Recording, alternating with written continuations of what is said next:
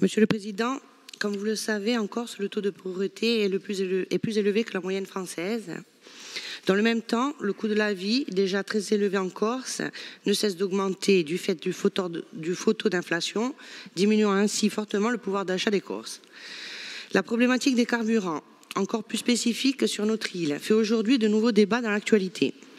D'abord, parce qu'il a été rendu public que Vito Corse aurait engagé le 5 octobre 2022 un recours devant le tribunal de commerce de Marseille pour bloquer la mise en œuvre de la remise sur le prix des carburants proposée l'an dernier par le groupe Total et revendique dans ce cadre une indemnité de 7,5 millions d'euros pour concurrence déloyale.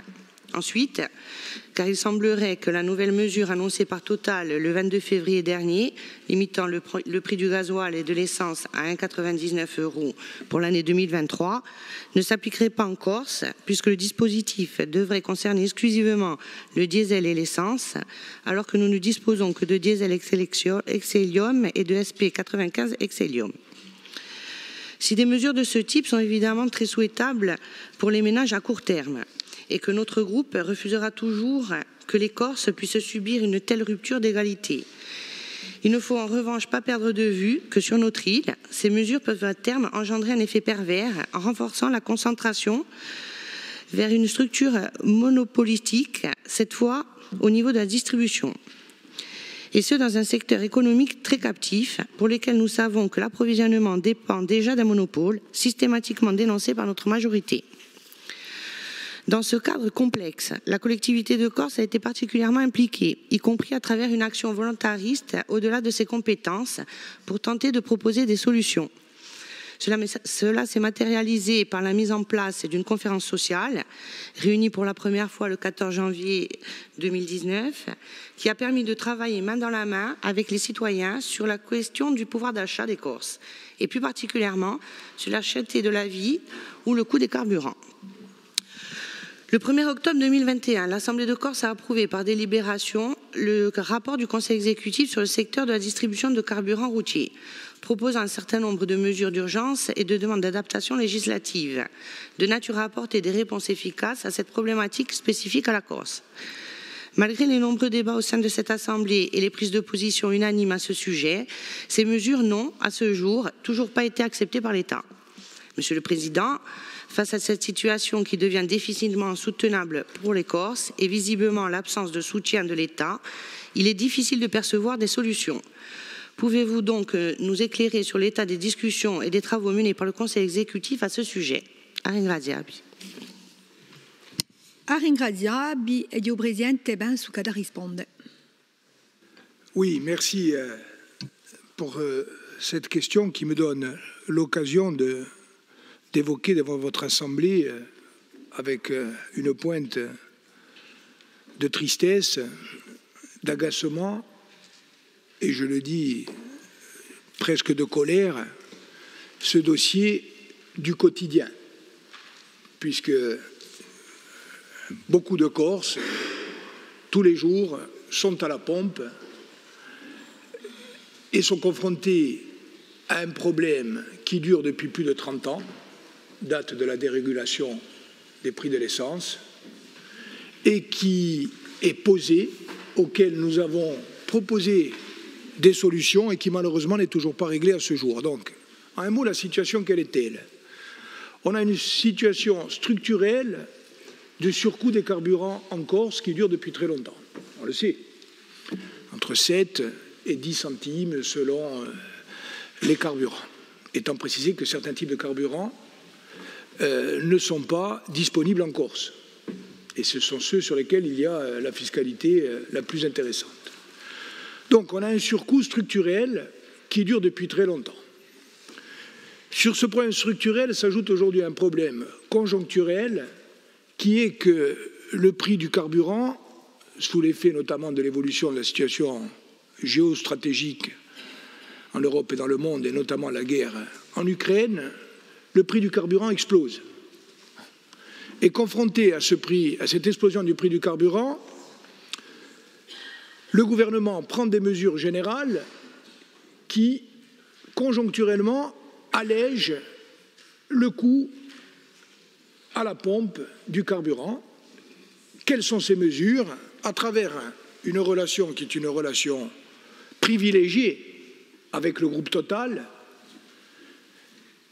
qui est un groupe qui représente aussi les intérêts de la France au plan international, même s'il est un groupe privé, eh bien, des ristournes à la pompe sont effectuées. Sauf que cette mesure d'ordre général, ici, premièrement, elle n'atténue pas et ne compense pas le désordre structurel initial, et deuxièmement, elle a des effets pervers. Pourquoi?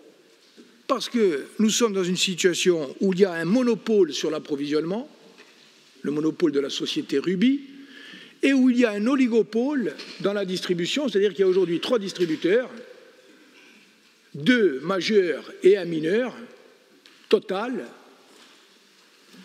Vito et Esso, groupe Ferrand, avec des stations dans toute la Corse qui sont sous contrat avec ces 3 enseignes.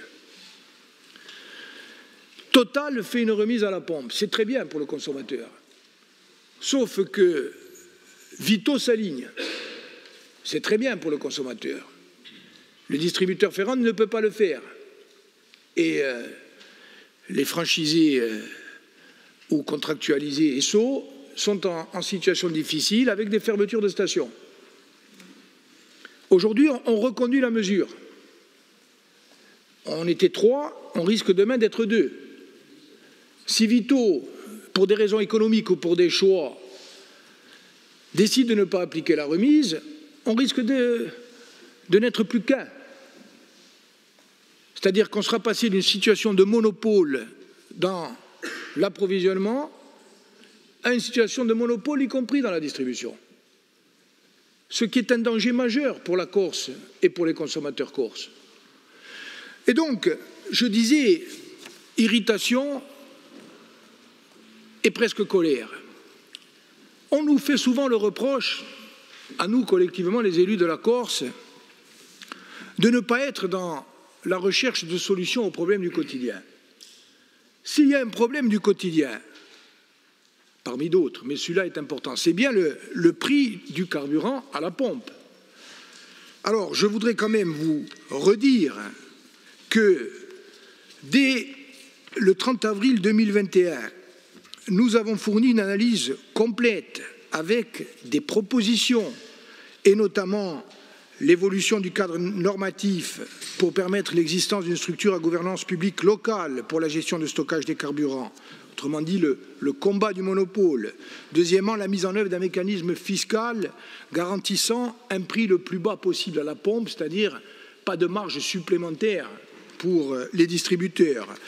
Le renforcement des contrôles de l'autorité de la concurrence, la création d'un outil statistique dédié. Je voudrais vous dire que par délibération en date du 1er octobre 2021, nous avons saisi officiellement le gouvernement sur le fondement de l'article 4422-16 qui prévoit que l'Assemblée de Corse peut solliciter des évolutions de nature législative et réglementaire dans des domaines qui concernent la Corse. C'est le fameux article sur le fondement desquels, depuis 30 ans, l'Assemblée de Corse a saisi 50 fois le gouvernement sans jamais avoir aucune réponse. Eh bien maintenant, ça fait 51 fois. Alors même qu'on nous a dit à Paris, dans le cadre du processus, que cette situation de non-réponse était un scandale. Et là, depuis le 1er octobre 2021, nous avons saisi le gouvernement pour mettre en place un groupe de travail avec les élus, avec les professionnels, avec les associations de consommateurs et avec le gouvernement. Octobre 2021. J'ai écrit encore le 2 février 2022, au vu de la flambée des prix, et j'ai saisi le Premier ministre à nouveau le 11 février 2022 de cette délibération, en formulant 2 propositions, et notamment la possibilité pour le Premier ministre, en cas de crise grave, d'organiser le blocage des prix là où il y a une situation de monopole, c'est-à-dire notamment sur l'approvisionnement. Pas de réponse. Nous avons à nouveau saisi, vous le savez, d'une délibération à l'unanimité le 1er juillet 2022. C'était au moment des mesures sur le pouvoir d'achat. Il y avait une incise rappelant la délibération de 2021. et demandant que le gouvernement accepte d'ouvrir la discussion. Donc demande en octobre 2021, demande unanime en juillet 2022. J'ai écrit à nouveau le 30 août 2022 pour rappeler que les réponses de type remise à la pompe par un opérateur étaient des réponses contre-productives et qu'il fallait traiter le problème au fond. Donc moi ce que je dis aujourd'hui, c'est qu'il y a les moyens juridiques et techniques d'apporter une réponse. Nous ne sommes pas là pour défendre les intérêts des distributeurs de carburant en Corse. Nous sommes là pour défendre, là comme ailleurs, l'intérêt général et l'intérêt des Corses. L'intérêt des Corses, il est que le citoyen corse ne continue pas à payer plus cher le carburant à la pompe. Et pour ne pas continuer à payer plus cher, il faut se mettre autour de la table, il faut aller au fond de l'analyse sur le mécanisme des surcoûts du carburant et mettre en place les réponses appropriées. Tout le reste, ce sont des coups d'épée dans l'eau et ce sont même des mesures qui peuvent être contre-productives. Donc moi je profite de cette occasion qui m'est donnée à travers votre question orale pour dire que d'autres ont pris des initiatives. J'ai vu que le député Marcangeli avait écrit. Je sais que les députés nationalistes, et notamment Jean-Félix Acquaviva, qui est ici aujourd'hui présent, sont actifs. À chaque occasion, y compris lorsque nous sommes montés ensemble à Matignon, vous vous rappelez, j'ai évoqué ce problème.